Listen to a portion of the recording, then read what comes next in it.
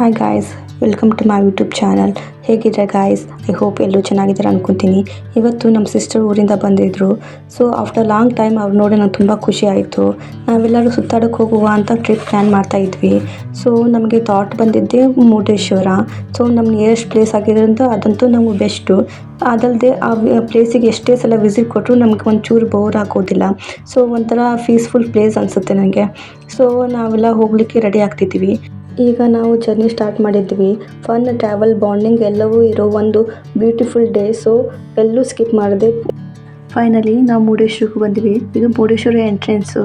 ಇಲ್ಲಿಂದ ದೇವಸ್ಥಾನ 2 ಕಿಲೋಮೀಟ್ರ್ ಆಗುತ್ತೆ. ಇಲ್ಲಿಂದ ನಾವು ಬಸ್ಸಿಗಾದರೂ ಹೋಗ್ಬೋದು ಅಥವಾ ಆಟೋ ಮಾಡ್ಕೊಂಡಾದರೂ ಹೋಗ್ಬೋದು. ಇವಾಗ ನಾವು ಆಟೋಕ್ಕೆ ಹೋಗ್ತಾ ಇದ್ದೀವಿ. ನನಗೆ ಈ ಪ್ಲೇಸಿಗೆ ಎಷ್ಟೇ ಸಲ ವಿಸಿಟ್ ಮಾಡಿದ್ರು ಫಸ್ಟ್ ಟೈಮ್ ಬರೋ ಥರ ಫೀಲ್ ಆಗುತ್ತೆ. ನನಗೆ ಇಷ್ಟು ಫೀಲ್ ಆಗ್ತಿದೆ. ನನ್ನ ಸಿಸ್ಟರ್ ನನಗಿಂತ ಕ್ಯೂರಿಯಾಸಿಟಿ ಆಗಿದ್ದರು. ಇವಾಗ ದೇವಸ್ಥಾನಕ್ಕೆ ಬಂದ್ವಿ. ಸೊ ಇಲ್ಲಿ ನೋಡಿ, ಸರೌಂಡಿಂಗ್ ನೋಡಿ ಎಷ್ಟು ಕ್ಲೀನ್ ಆಗಿದೆ, ನೀಟಾಗಿದೆ ಮತ್ತು ತುಂಬ ಬ್ಯೂಟಿಫುಲ್ ಆಗಿದೆ.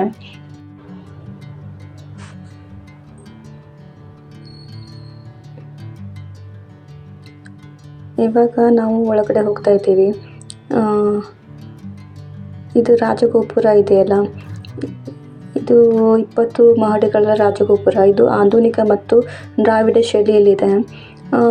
ನಾವು ದೇವಸ್ಥಾನಕ್ಕೆ ಹೋಗಬೇಕಂತ ತುಂಬ ಆಸೆ ಇಟ್ಕೊಂಡು ಬಂದಿದ್ವಿ. ಬಟ್ ನಮ್ಮ ಬ್ಯಾಡ್ ಲಕ್ ಅಂತ ಹೇಳ್ಬೋದು. ಒಳಗೆ 1 ಗಂಟೆ ಮೇಲೆ ನಾವು ಬಂದಿದ್ದಾಗಿತ್ತು. ಅದಕ್ಕಾಗಿ ಕ್ಲೋಸ್ ಆಗಿತ್ತು. 3 ಗಂಟೆಗೆ ಓಪನ್ ಆಗುತ್ತೆ ಅಂತ. ಸೊ ನಾವು 1-2 ಸೆಲ್ಫಿ ತಗೊಳ್ಳುವಂತ ಹೋದೆ. ಬಟ್ ಅದಕ್ಕೂ ನಮ್ಮ ಬ್ಯಾಡ್ ಲಕ್ಕು. ಶಿವ ನಮ್ಮ ಮೇಲೆ ಕೋಪಿಸ್ಕೊಂಡು ಅನಿಸುತ್ತೆ. ಮಳೆ ಗಾಳಿ ಬರ್ತಾ ಇತ್ತು. ಅದರಲ್ಲೂ ನಮ್ಮ ಸಿಸ್ಟರ್ ಬಿಡ್ತಾರೆ. ಸೊ ಆ ಮಳೆಯಲ್ಲೂ ಸೆಲ್ಫಿ ತಗೊಳ್ಳೋದು ಬಿಡಲಿಲ್ಲ. ಸೊ ಇವಾಗ ನೋಡಿ ಯಾವ ಥರ ಆಗ್ತಿದೆ ಅಂತ. ಈಗ ಛತ್ರಿ ಹಿಡ್ಕೊಂಡು ಸೆಲ್ಫಿ ತಗೊತಿದ್ದಾರೆ. ನಮ್ಗೆ ಹುಡುಗಿಯರಿಗೆ ಆಗಲ್ವಾ ಸೆಲ್ಫಿ ಅಂದರೆ ಹುಚ್ಚು. ಸೊ ದೇವಸ್ಥಾನ ಒಳಗೆ ಕ್ಲೋಸ್ ಆಗಿರೋದ್ರಿಂದ ನಮಗೆ ಒಳಗಡೆ ಹೋಗೋಕ್ಕಾಗಲಿಲ್ಲ. ಅದಕ್ಕೆ ನಾವು ಎಲ್ಲಾದರೂ ಸಮುದ್ರ ಕಡೆ ಹೋಗಿ ಬರುವ ಅಂತಂತ ಹೋದ್ವಿ.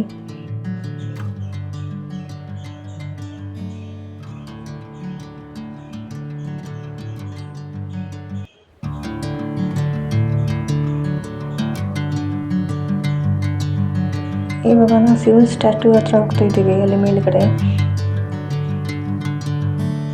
ಎಷ್ಟು ಚೆಂದ ಕಾಣಿಸುತ್ತಲ್ವಾ.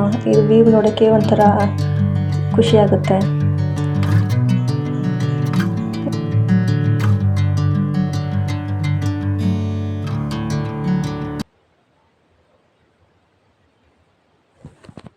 ಇವಾಗ ನಾವು ಸಮುದ್ರ ನೋಡಕ್ಕೆ ಬಂದ್ವಿ. ಬಟ್ ಮಳೆಗಾಲ ಆಗಿರೋದ್ರಿಂದ ಸಮುದ್ರ ಕಡೆ ಯಾರನ್ನೂ ಬಿಡ್ತಿರ್ಲಿಲ್ಲ.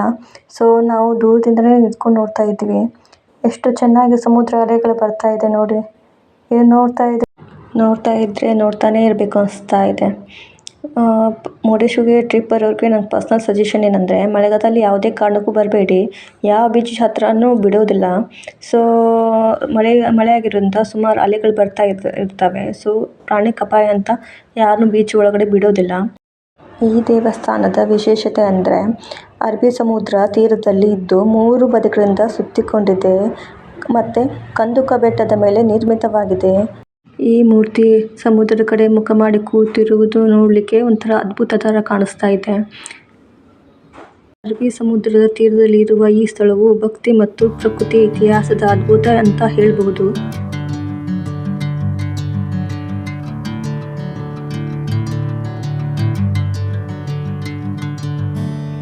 ಈಗ ನಾವು ಬೆಟ್ಟದ ಮೇಲೆ ಇರುವಂಥ ಪ್ಲೇಸ್ ನೋಡೋಕೆ ಹೋಗ್ತಿದ್ದೀವಿ. ಅಲ್ಲಿ ವ್ಯೂ ಯಾವ ಥರ ಇರುತ್ತೆ ಅಂತ ನಿಮ್ಗೆ ತೋರಿಸ್ತೀನಿ ಬನ್ನಿ.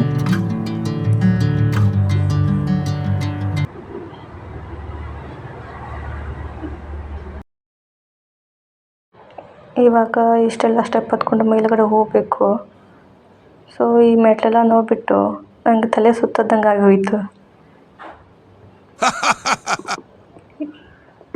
ತಿಂಡಿ ಟಿಫಿನ್ ಎಲ್ಲ ಹೋಟೆಲ್ ಖಾಲಿ ಆಗೋಗಿತ್ತು. ಎಂತ ಮಾಡ್ತೀರಾ, ಎನರ್ಜಿ ಇರಲಿಲ್ವಲ್ಲ.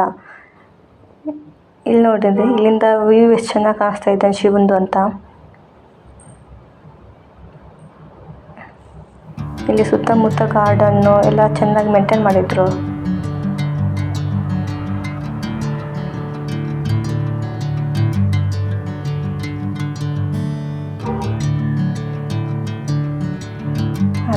ಆದರೂ ಇಷ್ಟಪಟ್ಟು ಶಿವನ್ ನೋಡ್ಲಿಕ್ಕಂತ ಮೇಲ್ಗಡೆ ಹತ್ತಾ ಇದ್ದೆ.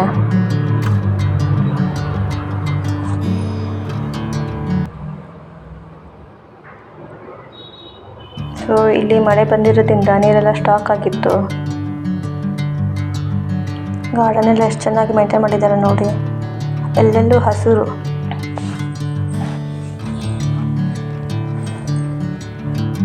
ಈ ಗಾರ್ಡನ್ ನೋಡಿ ಎಷ್ಟು ಚೆಂದಾಗಿದೆ.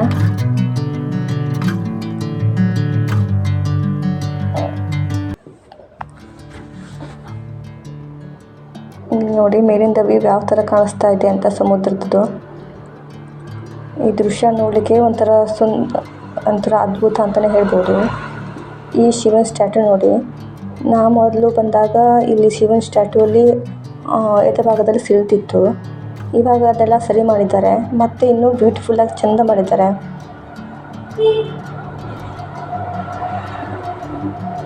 ಮಳೆಗಾಲ ಆದರೂ ಕೂಡ ಬೇರೆ ಬೇರೆ ಕಡೆಯಿಂದ ಎಲ್ಲ ಜನ ಬರ್ತಾಯಿದ್ರು.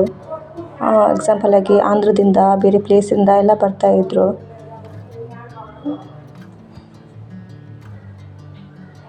ನೋಡಿ ಬಸವಣ್ಣ ಸ್ಟ್ಯಾಟ್ಯೂ ಎಷ್ಟು ಚೆಂದ ಕಾಣಿಸ್ತಾ ಇದೆ.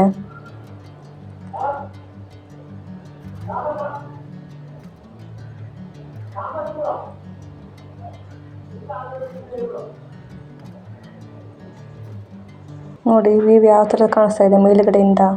ಯಾವ ಕಡೆಯಿಂದನೂ ನೋಡಿದ್ರೂ ಸುಂದರವಾಗಿ ಕಾಣಿಸ್ತಾ ಇದೆ. ಎಷ್ಟು ವರ್ಣಿಸಿದ್ರೂ ಕಡಿಮೆನೇ ಅನ್ನಿಸ್ತಾ ಇದೆ ನನಗೆ.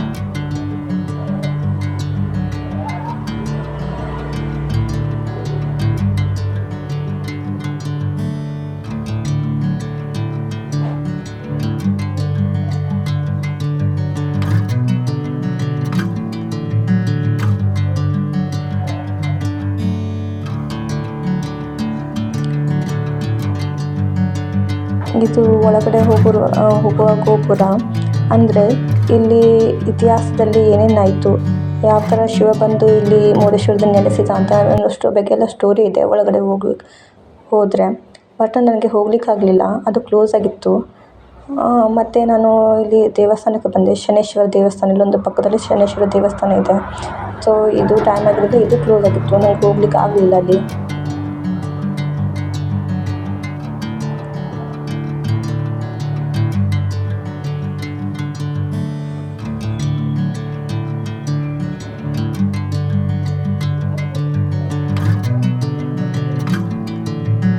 ಇಲ್ಲಿ ನೋಡಿ ಗಾರ್ಡನ್ ಯಾವ ಥರ ಇದೆ ಅಂತ.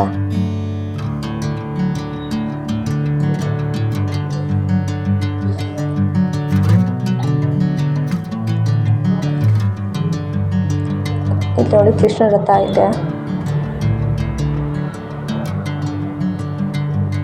ಸೊ ಟೋಟಲಿ ಪರ್ಸ್ನಲಿ ನನಗೆ ಈ ಗಾರ್ಡನ್ ಎಲ್ಲ ನೀಟಾಗಿ ಮೇಂಟೈನ್ ಮಾಡಿಸ್ತಾರೆ ಅನ್ನಿಸ್ತು.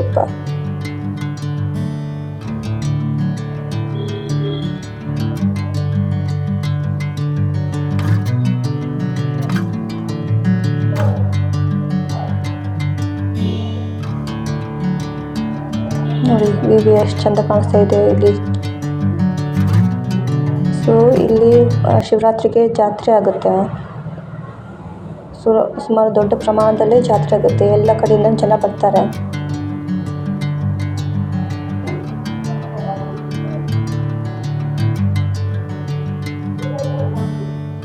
ನೋಡಿ ಯಾವ ಥರ ಕಾಣಿಸ್ತಾ ಇದೆ ದೇವಸ್ಥಾನ, ಶಿವನ ಸ್ಟ್ಯಾಟ್ಯೂ ಇಲ್ಲಿ.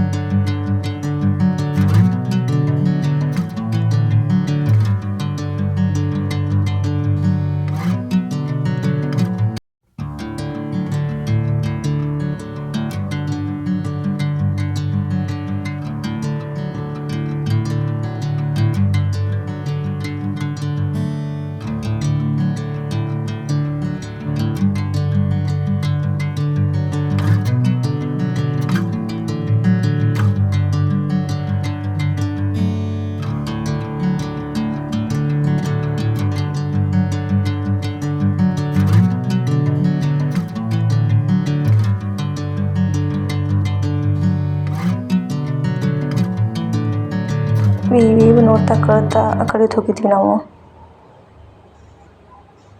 ಸೊ ಮತ್ತೆ ಎಲ್ಲ ನೋಡಿಕೊಂಡು ಇಲ್ಲಿ ಕೆಳಗಡೆ ಬಂದ್ವಿ. ಸೊ ನಮ್ಮ ಸಿಸ್ಟರು ಸಮುದ್ರಕ್ಕೆ ಹೋಗೋಕ್ಕಾಗಲ್ಲ ಅಂತ ಫೀಲ್ ಆಗ್ತಾ ಇದ್ಲು. ಬಟ್ ಅವಳ ಡ್ರೀಮ್ ನೆಕ್ಸ್ಟ್ ವೀಡಿಯೋದಲ್ಲಿ ನಾನು ಕಂಪ್ಲೀಟ್ ಮಾಡ್ತೀನಿ. ಅದೇನಂತ ನೆಕ್ಸ್ಟ್ ವೀಡಿಯೋಲಿ ನೋಡಿ. ಸೊ ಇವಾಗ ದೇವಸ್ಥಾನ ಓಪನ್ ಆಯಿತು. ಇವಾಗ ನಾವು ಒಳಗಡೆ ಹೋಗ್ತಾ ಇದ್ದೀವಿ. ಸೊ ಯಾರೆಲ್ಲ ನನ್ನ ಚಾನಲ್ನ ಸಬ್ಸ್ಕ್ರೈಬ್ ಆಗಿಲ್ಲ, ಪ್ಲೀಸ್ ಸಬ್ಸ್ಕ್ರೈಬ್ ಆಗಿ ಸಪೋರ್ಟ್ ಮಾಡಿ. ಇನ್ನು ಒಳ್ಳೆ ಕಂಟೆಂಟ್ ಜೊತೆಗೆ ಬರ್ತೀನಿ. ಪ್ಲೀಸ್ ಸಪೋರ್ಟ್ ಮಾಡಿ, ಸಬ್ಸ್ಕ್ರೈಬ್ ಮಾಡಿ, ಶೇರ್ ಮಾಡಿ, ಲೈಕ್ ಮಾಡಿ. ಸೊ ಇವಾಗ ನಾವು ದೇವಸ್ಥಾನ ಒಳಗಡೆ ಬನ್ನಿ. ಓಕೆ, ಈಗ ದೇವಸ್ಥಾನಕ್ಕೆ ಬರ್ತಾ ಇದ್ವಿ. ಸೊ ಹೋಗ್ತಾ ಇದ್ದೀವಿ. ನಂಗೆ ತುಂಬ ಖುಷಿ ಆಗ್ತಿದೆ ಆ್ಯಂಡ್ ಎಕ್ಸೈಟೆಡ್. ಹೌದು, ಎಷ್ಟೇ ಸಲ ನೋಡಿದ್ರು ನನಗೆ ಕಡಿಮೆನೇ ಶಿವನ ದರ್ಶನಕ್ಕೆ ಹೋಗೋದು ಅಂದರೆ.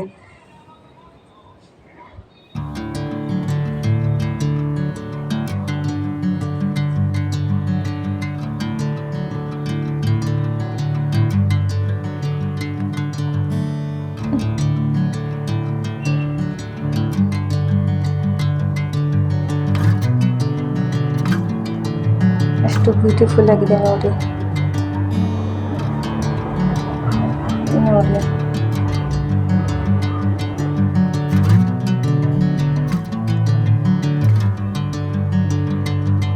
ಸೊ ನಮಸ್ಕಾರ ಮಾಡಿಕೊಂಡು ದೇವಸ್ಥಾನದ ಒಳಗಡೆ ಇದ್ವಿ. ಸೊ ಈ ದೇವಸ್ಥಾನದ ಒಂದು ಇತಿಹಾಸನ ಒಂದು ಚಿಕ್ಕದಾಗಿ ಹೇಳ್ತೀನಿ ಕೇಳಿ. ಈ ಕತೆ ರಾಮಾಯಣ ಕಾಲದಿಂದ ಶುರುವಾಗುತ್ತದೆ. ರಾವಣನು ಶಿವನಿಂದ ಆತ್ಮಲಿಂಗವನ್ನು ಪಡೆದುಕೊಂಡನು. ಆದರೆ ಗಣೇಶನು ಬಾಲಕನ ರೂಪದಲ್ಲಿ ಬಂದು ಅದನ್ನು ನೆಲಕ್ಕೆ ಇಟ್ಟನು. ಕೋಪಗೊಂಡ ರಾವಣನು ಲಿಂಗದ ಭಾಗಗಳನ್ನು ಎಸೆದಾಗ ಅದರ ಒಂದು ಭಾಗ ಇಲ್ಲಿ ಬಿದ್ದಿತ್ತು ಎಂದು ನಂಬಲಾಗಿದೆ. ಈ ಕಾರಣದಿಂದಲೇ ಈ ಸ್ಥಳವು ಪವಿತ್ರ ಸ್ಥಳವಾಗಿದೆ.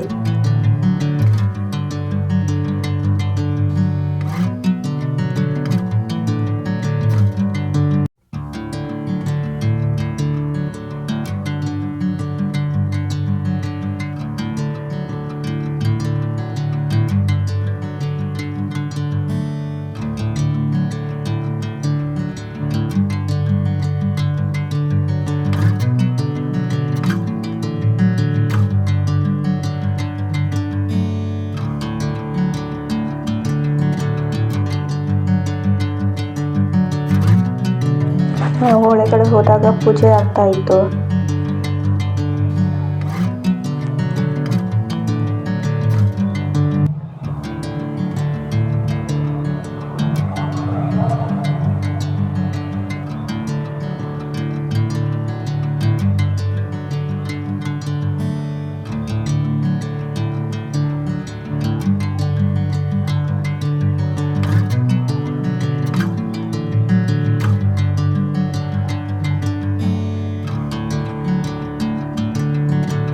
ದೇವ್ರ ದರ್ಶನ ಮಾಡಿ ಮನಸ್ಸಿಗೆ ಒಂಥರ ನೆಮ್ಮದಿ, ಶಾಂತಿ ಅನ್ನಿಸ್ತು. ಸೊ ದೇವ್ರ ಹತ್ರ ನನ್ನ ಕಷ್ಟ ಎಲ್ಲ ಹೇಳ್ಕೊಂಡೆ. ಒಂಥರ ಮನಸ್ಸಿಗೆ ನೆಮ್ಮದಿ ಅನ್ನಿಸ್ತು. ಮನುಷ್ಯನ ಹತ್ರ ಕಷ್ಟ ಹೇಳಿದ್ರೆ ನಗಾಡ್ತಾನೆ, ಅದೇ ದೇವ್ರ ಹತ್ರ ಕಷ್ಟ ಹೇಳಿದರೆ ಅವನು ಯಾವತ್ತೂ ನಗಾಡಲ್ಲ. ಅದಕ್ಕೆ ಒಂದು ಪರಿಹಾರ ಕೊಡ್ತಾನೆ ಅನ್ನೋ ನಂಬಿಕೆ ನಂದು.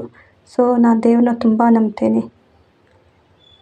ನನ್ನ ನಂಬಿಕೆನೇ ನನಗೆ ಬಲ. ಸೊ ಇವತ್ತು ನನ್ನ ಸಿಸ್ಟರ್ ಜೊತೆಗೆ ಒಳ್ಳೆ ಟೈಮ್ ಸ್ಪೆಂಡ್ ಮಾಡಿದೆ. ಇದು ಯಾವತ್ತೂ ನನಗೆ ಮೆಮೊರಬಲ್ ಆಗಿರುತ್ತೆ. ಸೊ ಈ ಡೇ ನಾನು ಯಾವತ್ತೂ ಮರೆಯೋದಿಲ್ಲ. ಇವತ್ತಿನ ದಿನ ಒಳ್ಳೆಯಾಗಿತ್ತು. ಐ ಹೋಪ್ ಈ ವಿಡಿಯೋ ನಿಮಗೂ ಇಷ್ಟ ಆಗಿರುತ್ತೆ ಅಂದ್ಕೊತೀನಿ. ಎಲ್ರಿಗೂ ಒಂದೇ ಸಜೆಷನ್ ಕೊಡ್ತೀನಿ, ನಿಮ್ಮ ಫ್ಯಾಮಿಲಿ ಜೊತೆಗೆ, ನಿಮ್ಮ ಸಿಸ್ಟರ್ ಜೊತೆಗೆ, ಬ್ರದರ್ಸ್ ಜೊತೆಗೆ ಹೆಚ್ಚಾಗಿ ಟೈಮ್ ಸ್ಪೆಂಡ್ ಮಾಡಿ. ಸೊ ಇದರಿಂದ ನಿಮಗೆ ಒಳ್ಳೆ ಅಂಡರ್ಸ್ಟ್ಯಾಂಡಿಂಗ್ ಮತ್ತು ರಿಲೇಷನ್ಶಿಪ್ಪಲ್ಲಿ ಬಾಂಡಿಂಗ್ ಆಗುತ್ತೆ.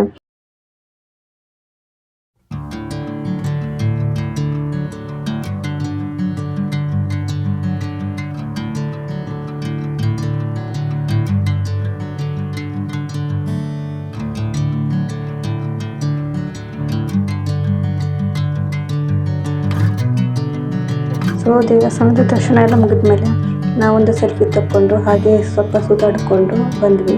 ತುಂಬ ಹಸುವಾಗಿತ್ತು ಸುತ್ತಾಡೋದ್ರಿಂದ. ಅದಕ್ಕೆ ಒಂದು ಒಳ್ಳೆ ಹೋಟೆಲ್ಗೆ ಹೋಗಿ ಊಟ ಮಾಡಿದ್ವಿ.